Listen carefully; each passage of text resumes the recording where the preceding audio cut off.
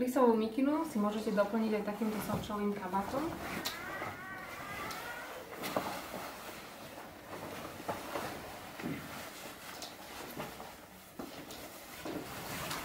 Tento kabát sa tiež rozšíri prostredníctvom sadky. Môžete odomnať zipsy na obidvoch stranách.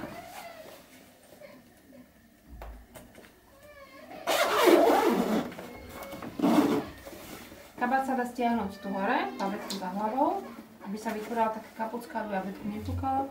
Zároveň sú tu dve gumičky na stiahnutie podľa veľkosti bábätka, pre menšie bábätko alebo pre väčšie bábätko. Tu dole sú dve gumičky na stiahnutie, aby pod kabát nepúkalo zo spodu.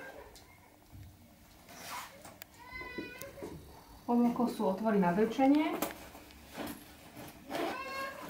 Sa dá prestrčiť ruka a diskrétne tak aj v zime nosiť a pridržať si prsník. Kapuca sa dá odzipsovať a v dvoch stranách sú potom ešte gumičky na stiahnutie. Kabát, takisto ako bunta aj mikina, sa dá nosiť aj vzadu pri nosení desiatka na chrbáte. Keď je takto kabát, softšelový kabát spolu s fleeceovou mikinou dohromady, tak je to vlastne plnohodnotné vybavenie na zimu.